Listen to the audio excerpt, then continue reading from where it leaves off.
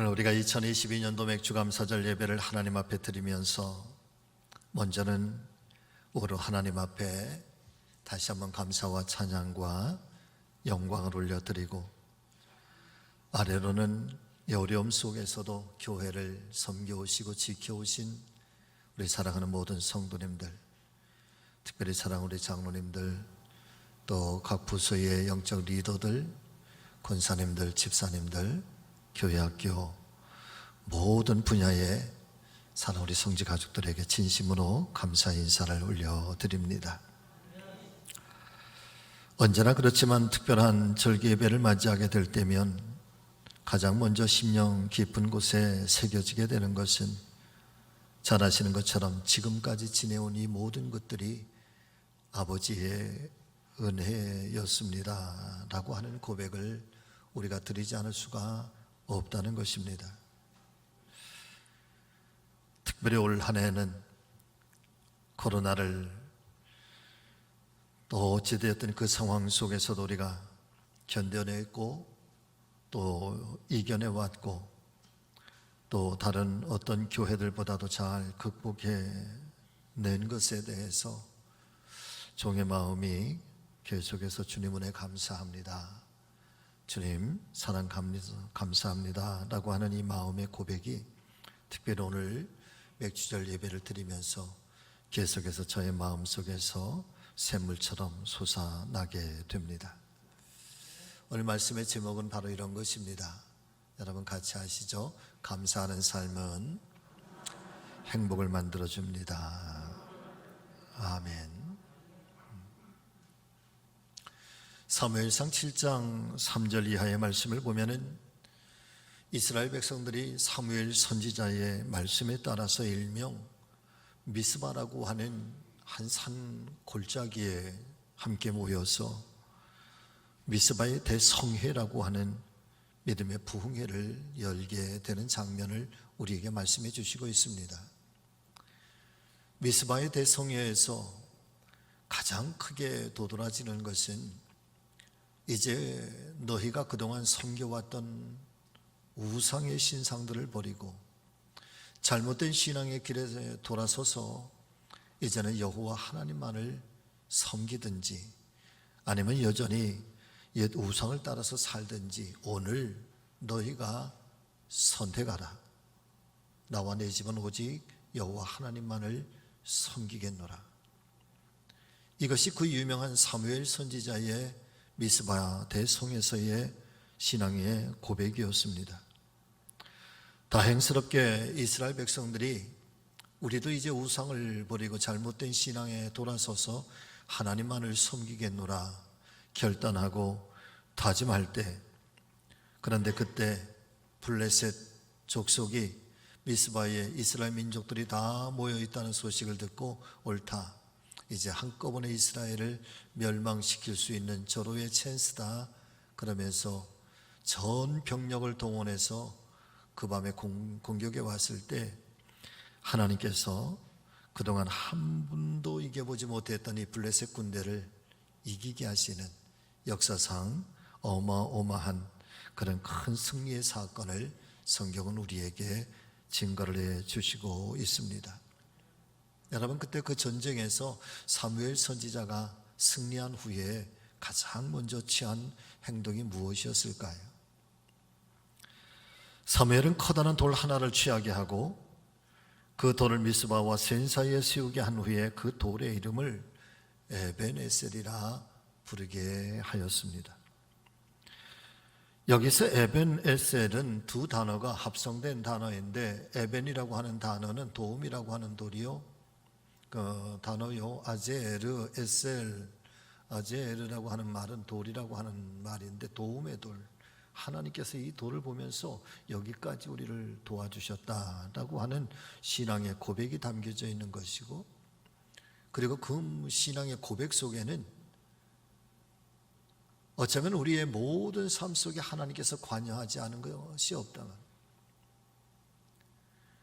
하나님의 손길이 미치지 않은 것이 없고, 하나님께서 우리를 이끌어 가심에 있어서 우리가 생각할 때에는 힘겹고 어려운 순간들도 많아서 우리는 그때마다 탄식하며 애통해하기도 하고 눈물 짓기도 하고 때로는 실망하고 낙심하기도 하지만, 그러나 그런 상황 속에서도 하나님은 한 번도 우리를 떠나지 아니하셨다.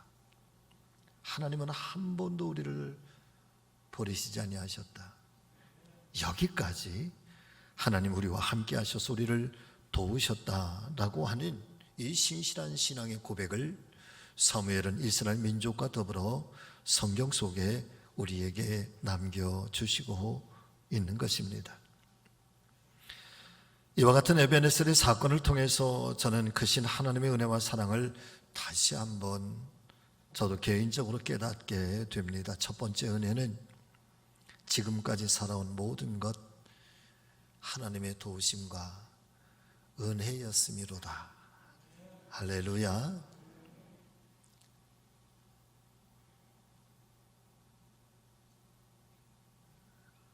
하나님의 사랑 아닌 것이 없었구나.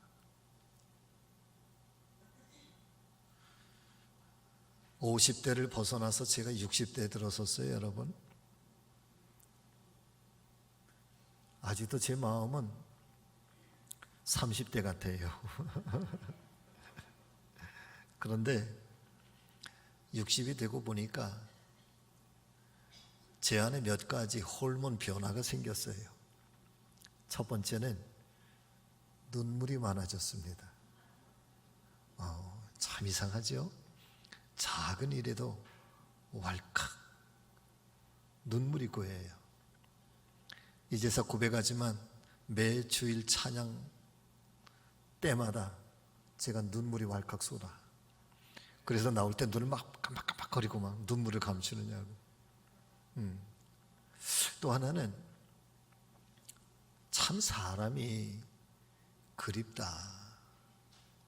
예전에는 사람들을 만나도 뭐 어떤 유불리를 따져보기도 하고 뭐 그러지도 않았겠습니다만, 그럼에도 그렇게 혹시 불편하지 않을까, 또 뭔가 이렇게 좀 따져보고 유익이 되면 뭐 만나고, 그렇지 않으면 거절하고 뭐 그랬을는지 모르겠는데, 지금은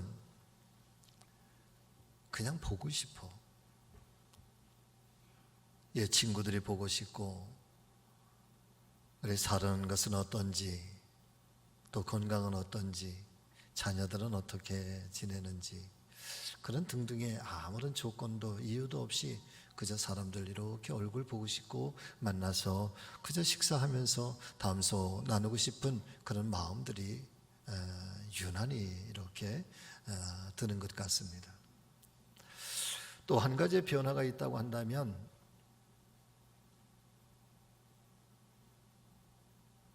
이제는 좀 깔끔하게 살아야 되겠다. 시간표를 쓰잘데없는 것들은 이제는 좀 정리를 하고 좀 단정해야 되겠다. 번잡스럽지 않고 여러분스럽지 않고 할 수만 있으면 하나님 앞에 고요하게, 저분과 그냥 고요하게 대화를 나누면서 그분이 저에게 속삭이는 소리를 듣고, 또 제가 제 안에서 울림의 소리가 저분에게 이렇게 닿기를 바라면서, 그래서 좀 고요한 삶, 요란스럽지 않은 삶, 그래 단정하게 삶을 한순간순간을 그렇게 좀 갖고 가야 되겠다라고 하는 그런 마음의 결심들을 생각하게 됩니다. 어쩌면 그것이 이제는 나만을 위해서 내가 무엇을 취하고 내가 이루고 내가 갖고 싶고 내가 원하는 것들만을 그렇게 요청하면서 살아왔던 지나온 삶에, 그럼에도 불구하고 한 번도 거절하지 아니하시고 한 번도 싫다 하지 아니하시고, 그런 속에서도 꾸준하게 기다려 오시고 은혜로 지켜주신 저분의 그 은혜에 내가 조금이라도 좀 보답하면서 사는 것이 아닐까라고 하는 그런 마음이 들게 되는 것이죠. 자, 두 번째는 지금까지만이 아니라 앞으로도 이 살아서 숨 쉬는 동안 어떤 상황 앞에서도 오직 하나님 은혜와 사랑, 오직 하나님의 은혜와 사랑만, 그 도우심만 의지하겠다. 다시 한번 그 믿음의 결심을 여러분 간직하게 되는 것입니다. 특별히 목회자이니까 목회를 하면서 양무리를 치고 양무리를 돌본다라고 하는 이 목회의 의미, 그런데 많은 사람들은 생각하기를 나의 탤런트, 나의 능력이 있어서 특별해서 나는 얼마든지 목회에 성공할 수 있겠다라고 하는 그런 착각 속에 빠지는 사람들이 참 많은 것 같습니다. 그러나 사랑하는 성도 여러분, 저와 여러분들의 진정한 목자는 오직 우리 주님밖에는 안 계신다는 사실을 믿으실 수 있기를 바랍니다. 같이 하십니다.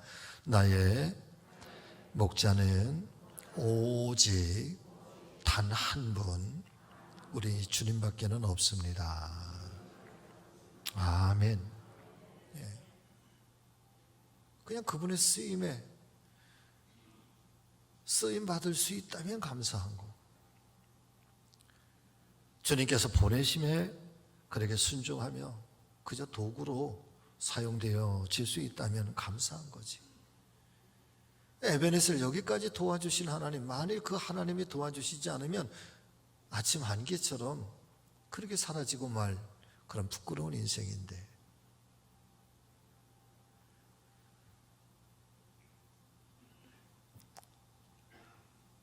최선을 다해서 산다, 열심히 산다, 잘 감당하겠노라 다짐하지만, 그러나 다시 한번 오늘 맥주절을 하나님 앞에 드리면서 돌아보니 부끄러운 것들, 또 이제 새롭게 후반기를 시작하면서 연말에는 이런 부끄러움을 다시 간직하지 않도록 후반기에는 조금 더 열심히 살아봐야 되겠다. 할렐루야.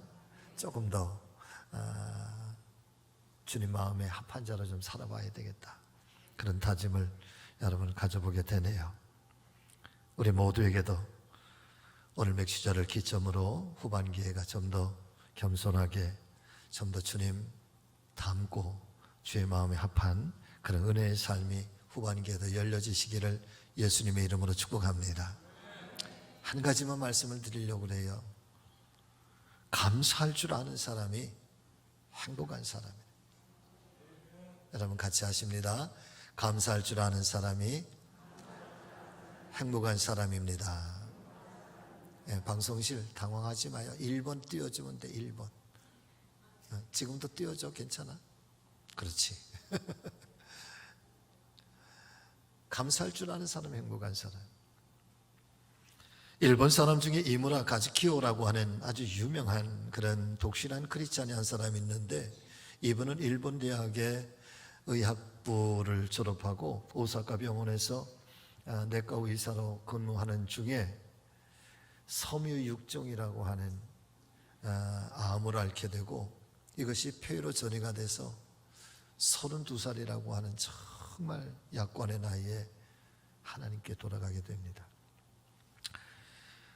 이 가즈키오 씨가 이제 자신이 세상을 떠날 때가 점점 가까워짐을 알면서 자신의 아내, 이제 떠나가면 홀로 남게 될 아내에게, 이 아내는 태중에 아이를 베고 있는데, 그리고 그 아이에게, 그리고 자식을 먼저 떠나보낼 부모님께 편지와 글을 남기면서 책을 한 권 썼는데, 그 책이 종이학이라고 하는 책에 우리나라에 번역이 된 책인데, 종이학. 근데 그 종이학의 한 내용을 보면 이런 이야기가 있습니다. 같이 해보실까요? 소중한 것은 눈에 보이지 않는다. 감동이 있습니다. 의미가 있습니다. 한번 보실까요? 자, 띄워주세요.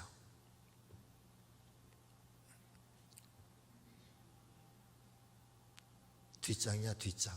그렇지. 사람들은, 그렇지. 사람들은 참 이렇게 아름답고 소중한 것들에 대해서 왜 감사할 줄을 모를까? 아버지가 계시고 어머니가 계시고 형제 자매가 있다는 사실, 나의 삶 속에 소중한 친구들이 있다는 사실, 나에게 손이 둘이고 다리가 둘이고 손을 뻗어 무엇을 잡을 수 있는 육체가 있다는 사실, 가고 싶은 곳을 마음대로 갈 수 있다는 것, 소리가 들린다는 것, 아름다운 목소리를 낼 수 있다는 것, 이것보다 더 멋지고 감사한 일이 있을까? 그런데 이 아름답고 귀한 것에 아무도 감사할 줄 모르고 그것이 당연한 것이라고 생각한다. 하루 세끼 밥 먹고 밤이 오면 잠자고 다음날 아침을 맞는다는 것, 울고 웃고 노래하고 소리치고 뛰어다닌다는 것, 산을 오르고 바닷가를 거닌다는 것, 온갖 자연의 멋지고 아름다운 것에 아무도 감사할 줄 모르고 산다는 것, 너무도 희한한 일이 아닌가.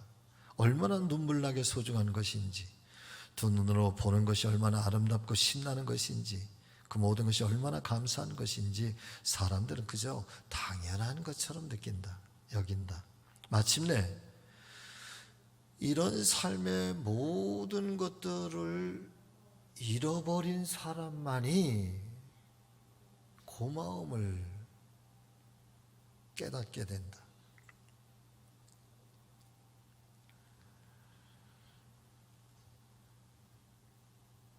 매일처럼 당연히 보이는 그 일상들, 평범한 삶에 대하여 당연하게 떠오르는 아침 햇살이겠거니, 또 비가 온 후에 이 맑은 공기와 또 화창한 날씨도 화창한 구름들,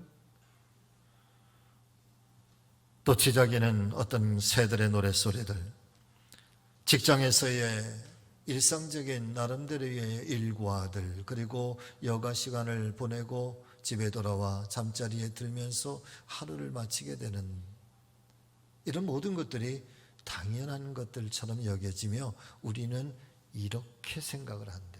같이 해보실까요? 오늘은 어제와 같았고 내일은 오늘과 같을 것이다. 오늘은 어제 산 것과 다름없고 오늘 산 것은 또 내일도 다르지 않을 것이다. 그렇게 당연한 일상처럼, 당연한 것처럼 우리는 그렇게 그저 감동도 감격도 무뎌지게 그렇게 살아간대. 그런데 이런 것들이, 우리가 무디게 살아가고 있는 이 일상적인 것들이 그 어떤 누군가에게는 자신에게 기적처럼 그 일이 일어나기를 간절히 원하고 있는 하나의 일상들이라는 거예요. 어떤 시인은 이렇게 표현을 했습니다. 달맞이 꽃은 그 달빛에 찾아올 그 나방을 기다리면서 꽃봉오리를 연구하는데 17분. 몇 분? 꽃봉오리를 연구하는데 17분. 그리고 그 꽃봉오리가 활짝 피어 있는데 단 3분. 그래서 이 달맞이 꽃의 인생은 도합 전체가 20분밖에 안 되는데, 그런데 달맞이 꽃의 전 생명의 시간 20분은 혹여나 내가 게을러서 이리 뒹굴 저리 뒹굴하며 아침에 허비한 단 20분의 시간과 다르지 않다. 나에게 있어서는 뒹굴거리면서 보내온 허비의 20분이 누군가에게는 자신의 전생의 시간, 내가 허비한 한나절의 시간이 하루살이의 생명에게는 자신의 전 일생이 되는 것이고, 오늘 아침에 이 아침 햇살을 맞이하면서 아무렇지도 않게 바라본 이 아침의 태양, 하루의 첫 시간은 어제 세상을 떠나신 그 어떤 분에게는 나에게도 내일을 찾아올 수 있을까라고 간절한, 아주 절박한 심정으로 기다렸던 오늘이 여러분, 그분에게는 다가오지 않은 내일이었다는 거예요. 그런데 우리는 이 모든 것들에 대해서 감사하지 않아. 오늘 하나님의 말씀인 성경은 하나님의 사람들이 이 땅의 삶을 살아가면서 어떻게 그 하나님의 은혜를 무디게 살 것이 아니라 그 하나님의 은혜의 일상적인 감사가 오늘 나에게 감격적인 순간이 되기를, 그리고 매 순간순간에 내 삶 속에 일어나고 있는 하나의 사건들이, 일들이 하나님께서 나에게 부여해 주신 은혜의 선물이라고 하는 사실을 오늘 성경은 하나님의 사람들이 그것을 깨달으며 살기를 원하신다는 거예요. 저는 사랑하는 우리 성지교회 모든 성도님들이 조금만 더 깊이 하나님의 은혜를 만나면서 살기를 바라고, 하나님의 마음을 헤아리면서 살기를 바라고, 그래서 그분과 조금씩 더 가까워지고 그분과 점점 친밀해지고 그분 안에서 베푸시는 그 사랑의 울타리 안에서의 은혜와 평강이 오늘 우리의 삶 속에 후반기에는 풍성하게 펼쳐지기를 예수님의 이름으로 축복합니다.